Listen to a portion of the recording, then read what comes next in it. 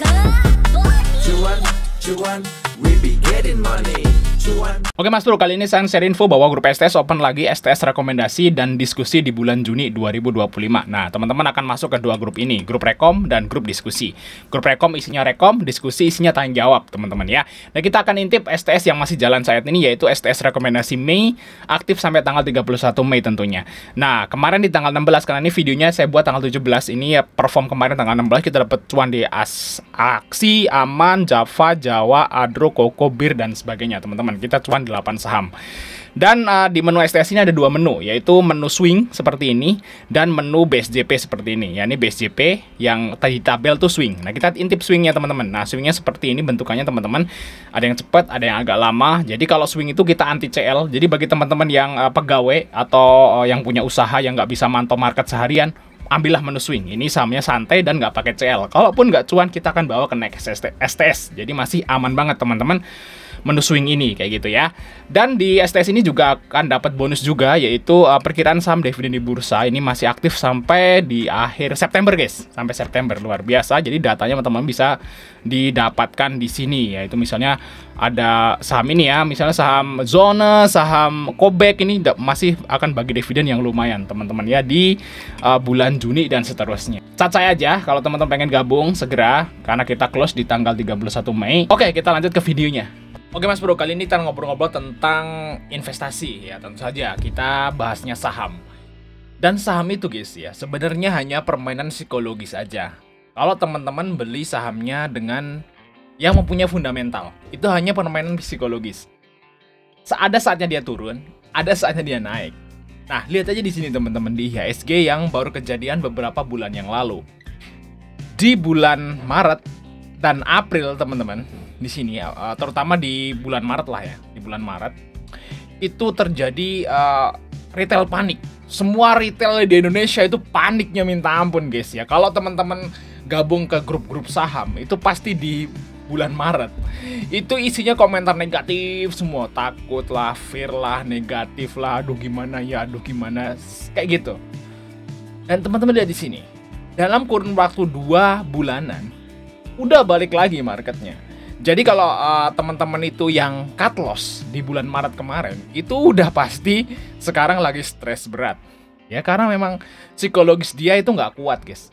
Jadi saham itu is all about psikologis. Masalah ilmu ya, teknik itu nomor 2 guys. Yang pertama psikologis dulu. Kuat nggak teman-teman itu kalau ngelihat minusnya kayak gitu. Karena belum tentu juga saat kita beli saham, ya itu langsung naik. Kadang di bawah turun dulu, dan itu sering banget guys. Di STS juga sering seperti itu, saya juga sering banget ngalamin hal yang seperti itu. Pas saham itu dibeli turun, baru beberapa hari ke depan naik. Kalau kita nggak bisa jaga psikologis pas saat saham itu turun, ya kita akan rugi terus. Ya teman-teman nggak akan pernah, istilahnya itu ya mungkin dapat duit lah, cuman nggak akan pernah kaya di saham. Karena kalau teman-teman pengen jadi kaya di saham itu, ya nggak boleh cut loss. Itu aja sih teman-teman ya. Nah, sebenarnya ada beberapa tips ya, beberapa tips di sini biar teman-teman itu psikologisnya itu bisa dikontrol, gitu guys ya, biar nggak sering cut loss lah, nggak panikan lah seperti itu. Nah, yang pertama adalah beli saham-saham yang bener-bener kalian yakini. Itu aja sih. Yang pertama guys, beli bener-bener saham yang kalian yakini, yang kita tuh yakin banget sama saham tersebut. Misal nih, saya penggemar Indomie, ya. Nah teman-teman beli saham INDF atau ICBP, wah laris produknya di desa sini itu Indomie laris, luar biasa. Bahkan mungkin teman-teman punya data di kota-kota mana semua makan Indomie. Ya udah, belilah INDF atau ICBP. Itu kan yang pertama, yakin banget, yakin kita tahu produknya, kita tahu misalnya penjualannya gimana di masyarakat, kita juga bisa baca laporan keuangannya juga bagus misalnya seperti itu. Atau teman-teman percaya pada ownernya, ya grup Salim tuh grup yang luar biasa, yaitu yang pertama yakin dulu. Kita beli saham yang yakin, yakin, yes. Nah, walaupun suatu saat nanti misalnya INDF tuh koreksi, di bulan Maret kemarin juga koreksi loh, di bulan Mei ya, di bulan Mei Maret ya, di bulan Maret dan April kemarin INDF juga koreksi, ICBP koreksi. Itu teman-teman masih hold kayak gitu ya, dan sekarang udah naik lagi sama aja. Dan semua saham yang lain, misalnya yang lain Telkom, wah semua orang pakai IndiHome. Di desa sini susah sinyalnya cuman bisanya simpati, misalnya seperti itu. Berarti kan Telkom kan. Ya udah yakin banget, belilah Telkom des. Di bawah turun tuh santai, yakin. Nah, itu yakin yang pertama, guys. Jadi kalau teman-teman itu beli sahamnya itu masih masih beli saham-saham top gainer yang teman-teman nggak tahu gitu kan. Kadang-kadang ada tuh yang beli saham top gainer ya, yang lagi naik tinggi gitu ya, tiba-tiba HK gitu ya. Ya bisa aja dapat cuan. Bisa. Kayak gitu bisa bercuan ya. Cuman kalau teman-teman nggak tahu seluk-beluk saham tersebut, itu tetap ada CL-nya nantinya.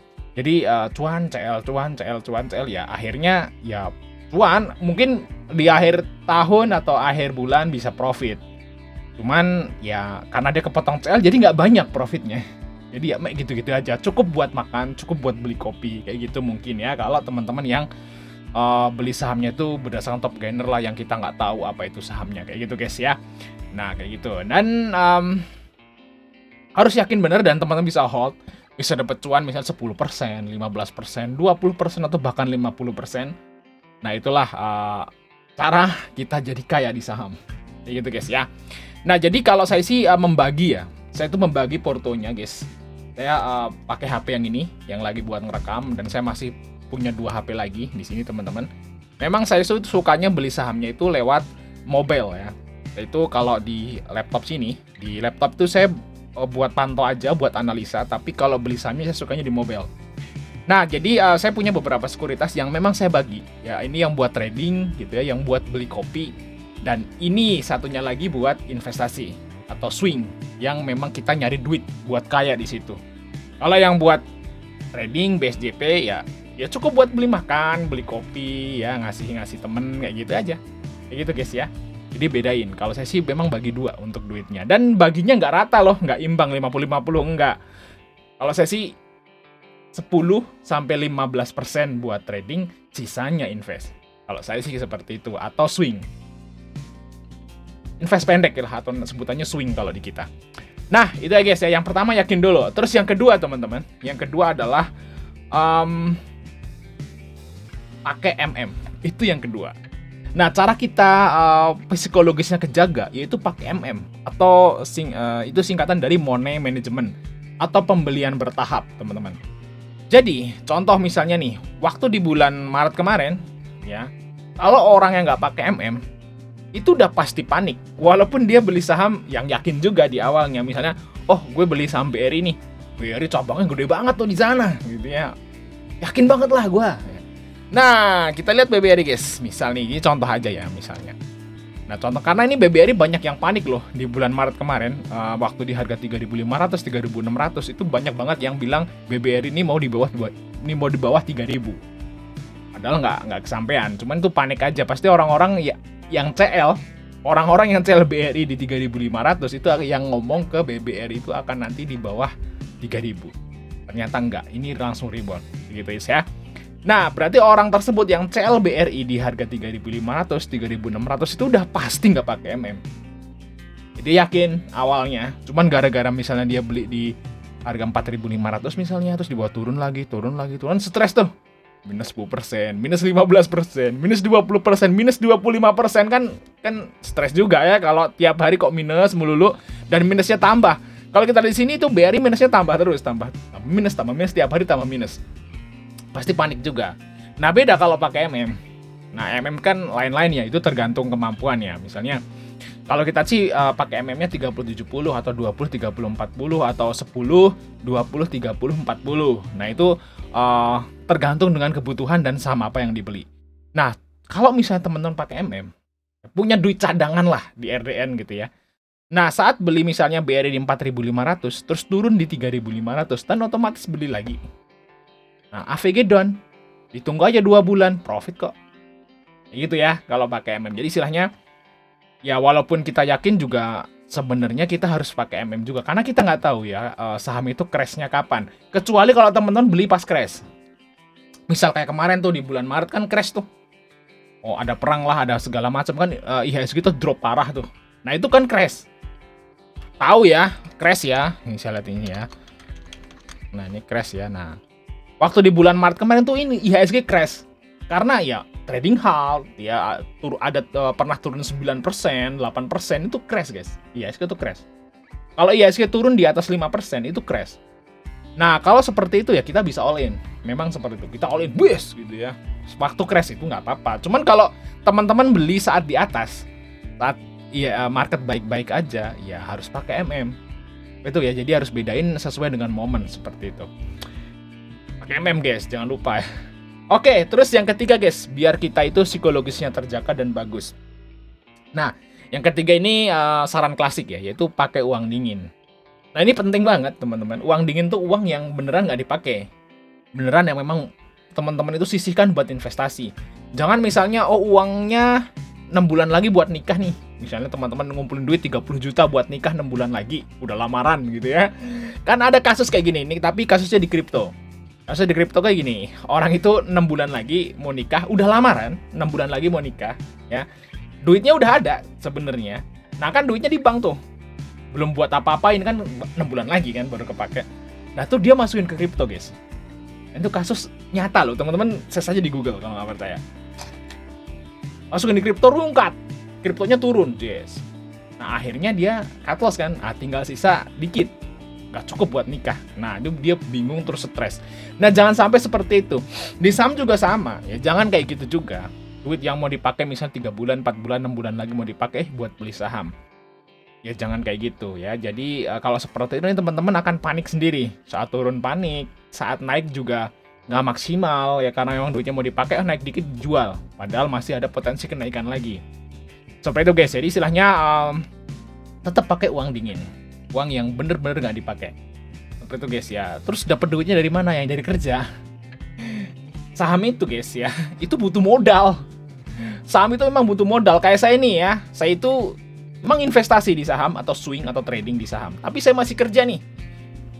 YouTube, saya masih jualan. Buat apa? Bukannya saya nggak cuan di saham. Cuman saya pengen ningkatin modal saya. Caranya gimana? Ya biar cepet ningkatin modal, kita kerja fisik, kerja offline atau kerja online. Itu biar kita dapat modal baru yang bisa nambahin modal yang lama. Jadi ngegulungnya gede. Ya, contohnya gini. Teman-teman punya duit 100 juta, punya duit 1M, sama-sama beli saham yang sama di waktu yang sama, cuannya sama 10%. Gedean mana profitnya? Tentu aja ya, gedean profit yang 1 miliar. 1 miliar 10% 100 juta. Kalau cuman 100 juta 10% cuman 10 juta. Kayak gitu ya. Jadi di saham itu intinya sebenarnya faktor kali guys. Faktor kali. Semakin gede modal itu semakin cepat kaya. Kayak gitu kalau di saham ya. Kalau teman-teman ilmunya sama, pemahamannya sama, kayak gitu, ya semakin gede modal itulah yang semakin semakin cepat buat kaya ya. Caranya ya kerja. Itu juga gitu guys, saya kerja cari duit offline, saya cari duit di lain saham. Di luar saham saya masih cari duit buat nambahin modal biar ngegulungnya cepet, biar cepet kaya, biar cepet pensiun. Kayak gitu guys ya, dapat passive income segala macam. Kayak gitu teman-teman ya. Jadi istilahnya tetap pakai uang dingin, jangan uang tabungan, uang dana darurat dan segala macam kayak gitu ya. Ini ngobrol-ngobrol aja seperti ini teman-teman, biar teman-teman itu istilahnya itu tercerahkan lah seperti itu guys ya. Oke, sampai ketemu di video berikutnya guys.